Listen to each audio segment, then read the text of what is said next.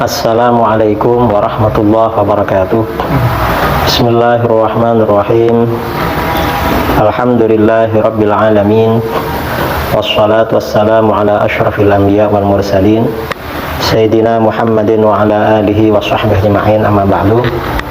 Saudara-saudara kaum muslimin dimanapun Anda berada, ini orang-orang liberal mengeluarkan pernyataan di mana pernyataan mereka ini membela kemungkaran, perbuatan keji, dan memfitnah, juga fitnah terhadap baginda Rasulullah SAW. Ini siapa?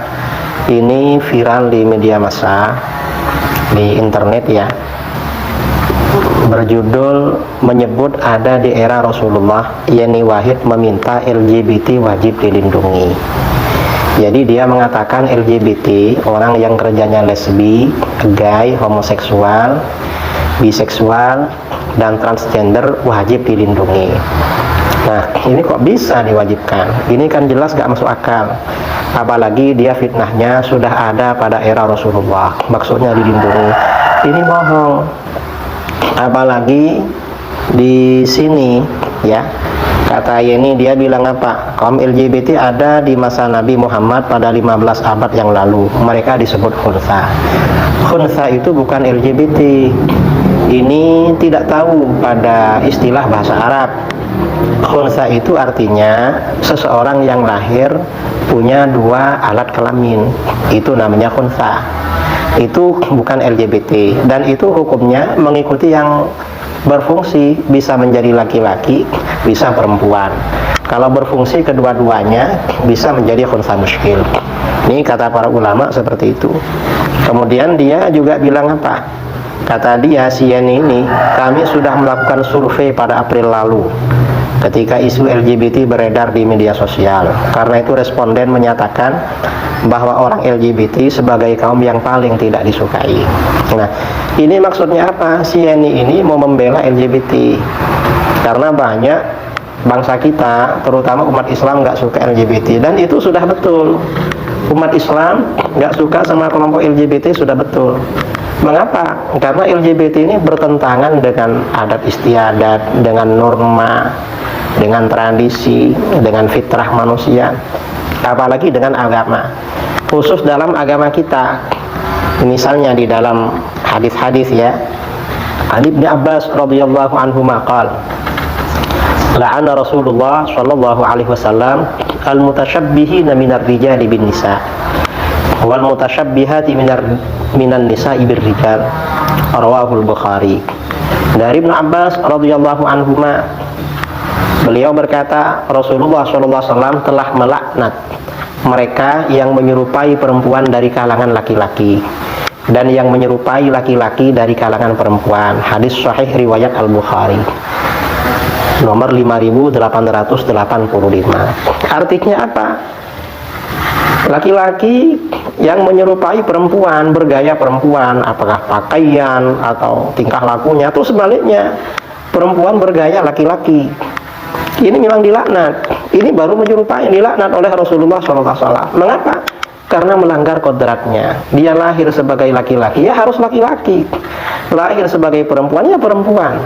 Kalau melanggar terhadap kodratnya, dilaknat oleh baginda Rasulullah SAW.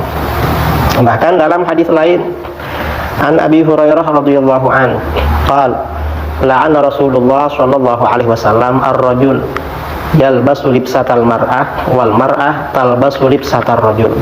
Rawahu Ahmad wa Abu Dawud wa Nasa'i wa sahhahahu Ibnu Hibban wal Hakim. Dari Abu Hurairah radhiyallahu an, beliau berkata, Rasulullah SAW telah melaknat laki-laki yang berpakaian seperti pakaian wanita dan wanita yang berpakaian seperti pakaian laki-laki. Ini hadis sahih riwayat Imam Ahmad, Abu Dawud, An-Nasa'i, disahihkan oleh Ibnu Hibban dan Al-Hakim. Artinya apa? Laki-laki itu pakaiannya ya harus seperti laki-laki pada umumnya. Perempuan pakaiannya juga harus seperti perempuan, itu berpakaian. Kalau ada laki-laki pakaiannya seperti orang perempuan, itu dilaknat oleh Rasulullah SAW. Mengapa? Keluar dari kadratnya. keluar dari fitrahnya. Atau ada perempuan berpakaian seperti laki-laki, dilaknat juga. Bahkan dalam hadis lain riwayat Al-Bukhari, An Ibnu Abbas radhiyallahu anhu maqal, la'anan Nabi sallallahu alaihi wasallam al-mukhannatsina minar rijal wal mutarajjilati minan nisa wa qala akhrijuhum min buyutikum. Qala fa akhrajat Nabi sallallahu alaihi wasallam fulanan wa akhraja Umar fulanan.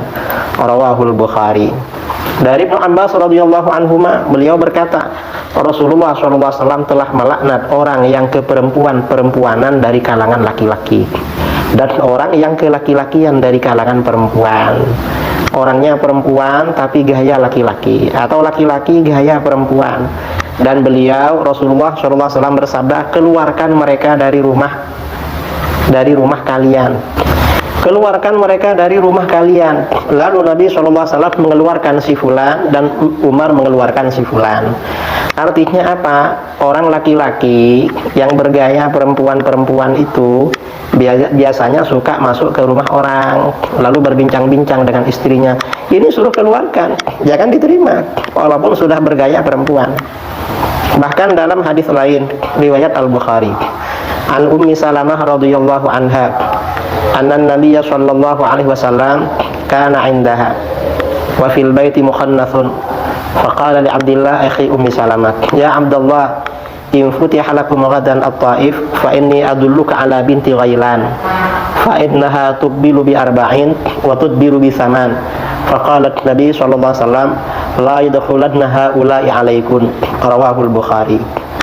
Dari Ummu Salamah radhiyallahu anha, Nabi SAW menemuiku ketika di rumahku ada seorang lelaki yang keperempuan-perempuanan. Aku mendengar lelaki itu berkata kepada Abdullah saudaraku, wahai Abdullah, lihatlah, seandainya Allah membuatmu menaklukkan Taif esok hari, maka ambillah anak perempuan Ghailan untuk dinikahi, karena ia sedemikian cantik dan gemuknya sehingga akan memperlihatkan 4 lipatan daging ketika ia menghadapmu dan 8 lipatan daging ketika ia membelakangimu. Mendengar itu, Nabi SAW bersabda, orang-orang ini banci, jangan biarkan masuk ke rumah kalian. Hadis riwayat Al-Bukhari. Orang laki-laki yang bergaya perempuan masuk ke rumah istri-istri kalian, suruh jangan masuk, jangan diterima. Siapa laki-laki banci ini? Ini perlu dijelaskan ya, karena kata si liberal, orang LGBT ada pada masa Rasulullah SAW dan dilindungi. Qala Ibnu Uyainah wa qala Ibnu Jurayj al-mukhannath hid. Qala al-Hafiz Ibnu Hajar fil Isabah fi tamyiz as-sahabah wa dzakara Ibnu Wahb fi jami'ihi amman sami'a Aba Ma'syar qala amara bihi Rasulullah sallallahu alaihi wasallam fa ghurriba ila 'airin jabalin bil Madinah inda Dzil Hulaifah fa syaffa'a lahu nasun min as-sahabah fa qalu innahu yamutu ju'an fa idna lahu yadkhulu kulla jum'atin fa yastat'im thumma yalhaq bi makanihi falam yazal hunaka hatta mat. Ibnu Uyainah berkata, Ibnu Jurayj berkata, banci yang disebutkan dalam hadis Ummi Salamah tersebut adalah bernama Hid. Al-Hafiz Ibnu Hajar berkata dalam Al-Isabah, dalam biografi Hid, Ibnu Wahab menyebutkan dalam jami'nya dari orang yang mendengar Abu Ma'syar berkata, Rasulullah SAW dari orang yang mendengar Abu Ma'syar. Ibnu Uyainah berkata, Ibnu Jurayj berkata, banci yang disebutkan dalam hadis Ummu Salamah tersebut adalah Hid, namanya Hid. Al-Hafiz Ibnu Hajar berkata dalam Al-Isabah, dalam biografi Hid, Ibnu Wahab menyebutkan dalam jami'nya dari orang yang mendengar Abu Ma'syar berkata, Rasulullah SAW memerintahkan agar Hid diasingkan, dikeluarkan dari kota Madinah. Lalu Hid dideportasi atau diasingkan ke daerah Ir, sebuah gunung di Madinah di Dzil Hulaifah. Lalu beberapa sahabat memohonkan keringanan untuk Hid kepada Rasulullah SAW. Mereka berkata, Hid ini bisa mati kelaparan kalau nggak bisa masuk ke Madinah. Lalu Rasulullah SAW memberi izin kepada Hid untuk masuk ke Madinah setiap hari Jumat untuk mencari makanan. lalu dikembalikan ke tempatnya. Hid terus berada di pengasingan hingga meninggal dunia. Ini disebutkan oleh Al-Hafidz Ibnu Hajar dalam kitabnya Al-Iswabat. Artinya apa?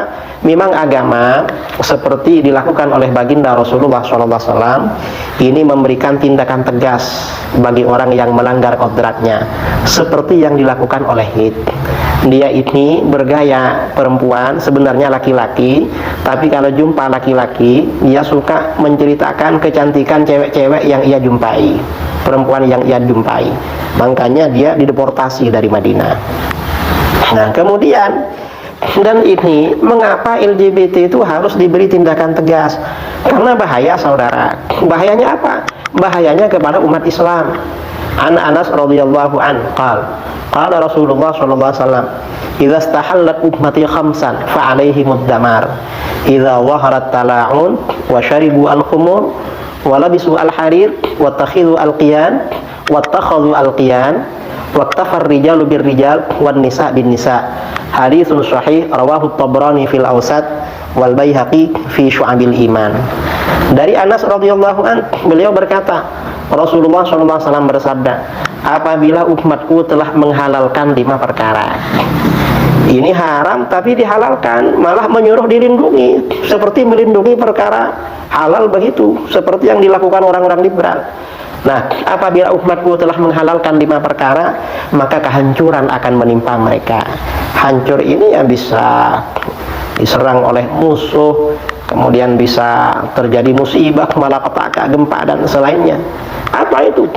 Apabila telah nampak saling melaknat antar sesama umat Islam saling melaknat. Ini terjadi setelah munculnya aliran-aliran sesat seperti Wahabi, Syiah dan lain-lain. Dulu ketika umat Islam di Indonesia Ahlus Sunnah wal Jamaah gak ada saling melaknat. Begitu ada Wahabi saling gaduh di media sosial di mana-mana. Lalu apa? Mereka meminum khamr. Khamr, minuman keras diminum seperti halnya barang halal, sudah ada di mana-mana. Lalu mereka memakai sutra. Ini perkara haram dihalalkan, laki-laki maksudnya. Lalu mereka membuat bidu wanita. Ini banyak terjadi ya. Perempuan menyanyi. Bahkan ini bidu wanita ini tidak hanya kalangan artis, kadang-kadang kalangan di sekolah-sekolah agama, di madrasah, di pondok, ada penyanyi perempuan baca sholawat, nyanyi lagu-lagu, lalu yang menonton laki dan perempuan. Kemudian yang keempat apa? Kaum laki-laki merasa cukup dengan sesama laki-laki, ini namanya homoseksual ya. Dan kaum perempuan merasa cukup dengan sesama perempuan, ini lesbik atau yang ada di dalam LGBT. Nah ini artinya apa? Kalau LGBT merajalela, ini bahaya saudara. LGBT merajalela apalagi dianggap halal, maka ini pertanda kehancuran akan menimpa umat Islam. Karena itu memang sudah benar kalau mayoritas umat Islam Indonesia tidak suka LGBT. Bahkan dalam hadis lain, an Ibnu Abbas radhiyallahu anhuma anna Rasulullah sallallahu alaihi wasallam qala, man wajadtumu ya'malu 'amala qaumi Lut faqtulul fa'il wal maf'ul bihi. Haditsun sahih rawahu Abu Dawud wa Tirmidzi wa Ibnu Majah wal Baihaqi. Dari Ibnu Abbas radhiyallahu anhuma bahwa Rasulullah sallallahu alaihi wasallam bersabda, barang siapa kalian jumpai melakukan perbuatan seperti yang dilakukan oleh kaum Lut, homoseksual, maka bunuhlah pelakunya dan orang yang dilakukan. Dibunuh di sini dalam hadis sahih riwayat Abu Dawud, At-Tirmidzi, Ibnu Majah dan Al-Baihaqi. Bahkan pada masa sahabat diriwayatkan Muhammad bin Al-Munkadir anna Khalid bin Al-Walid radhiyallahu an kataba ila Abi Bakar As-Siddiq radhiyallahu an annahu wajada rajulan fi ba'd dawahil Arab yunkahu kama tunkahul mar'ah. Fajaba lidzalika Abu Bakar ashab Rasulillah sallallahu alaihi wasallam fihim Ali bin Abi Thalib radhiyallahu an. Faqala Ali, inna hadza dhanbun lam ya'mal bihi ummatun illa ummatun wahidah. Fafa'ala Allah bihim ma qad alimtum ara an tuhriqahu bin nar. Fajtama'a ra'yu ashabi Rasulillah sallallahu alaihi wasallam ay yuhraqa bin nar. Fa amara Abu Bakar ay yuhraqa bin nar. Qala wa qad haraqahu Ibnu Zubair wa Hisham bin Abdul Malik. Haditsun sahih rawahu al-Ajurri fi dhammil liwat wal Kharaiti fi masail akhlaq wal Baihaqi fi Syu'abil Iman. Dari Muhammad bin Munkadir bahwa Khalid bin Walid radhiyallahu an mengirim surat kepada Abu Bakar As-Siddiq radhiyallahu an bahwa ia menjumpai seorang laki-laki di sebagian pinggiran Arab yang dinikahi seperti halnya seorang perempuan yang dinikahi. Laki-laki kawin dengan laki-laki dan berhubungan. Lalu Abu Bakar mengumpulkan para sahabat Rasulullah SAW, dan di antara mereka adalah Ali bin Abi Thalib radhiyallahu an. Ali berkata, ini perbuatan dosa yang tidak pernah dilakukan oleh suatu umat kecuali satu umat saja, yaitu umatnya Nabi Lut. Lalu Allah memperlakukan mereka seperti yang kalian tahu. Artinya mereka diazab, dihancurkan oleh Allah. Menurutku, kata Sayyidina Ali, orang ini harus kamu bakar dengan api. Lalu pendapat para sahabat Rasulullah SAW sepakat untuk membakarnya dengan api. Muhammad bin Munkadir berkata, Ibnu Zubair dan Hisham bin Abdul Malik juga membakar pelaku seperti itu pada masa kekhilafahan mereka berdua. Hadis ini riwayat Al-Ajurri dalam Zammul Liwa, Al-Kharaiti dalam Masabil Akhlaq, dan Al-Baihaqi dalam Syu'abul Iman. Nah, saudara-saudara kaum muslimin dimanapun Anda berada, dari sini jelas sekali bahwa penyimpangan seksual yang ada dalam LGBT itu merupakan kemungkaran, perbuatan keji yang sangat fatal. Dan itu kalau dibiarkan, kalau terjadi pembiaran, akan menyebabkan kehancuran bagi umat Islam. Karenanya sudah seharusnya umat Islam memang menolak dan mengembalikan orang-orang yang seperti itu pada jalan yang normal. Kalau tidak ya, kalau orang laki-laki gaya perempuan, perempuan gaya laki-laki, memang harus diboikot, tidak diterima, seperti yang dilakukan oleh Rasulullah SAW kepada seorang banci yang bernama Hid. Demikian, karenanya apa yang dikatakan oleh orang liberal yang diwakili oleh Yeni Wahid, katanya ada pada masa Nabi SAW LGBT, itu tidak ada. Yang ada itu pada masa Nabi SAW laki-laki bergaya perempuan, tapi langsung diambil tindakan. Adapun perilaku LGBT di dalam Islam itu dijumpai pada masa Khalifah Abu Bakar As-Siddiq radhiyallahu an. Kemudian para sahabat bersepakat agar pelaku itu dibakar. Ya, ini yang perlu kita tahu, hati-hati dengan kelompok liberal. Mudah-mudahan Allah menjaga kita semuanya dari kelompok liberal, pembawa kemungkaran, yang menghalalkan kemungkaran, mewajibkan perkara yang semestinya tidak wajib diwajibkan. Itu bahaya, saudara. Itu hukumnya riddah, murtad, kufur, keluar dari agama. Demikian yang perlu saya sampaikan. Wabillahi taufiq wal hidayah. Assalamualaikum warahmatullahi wabarakatuh.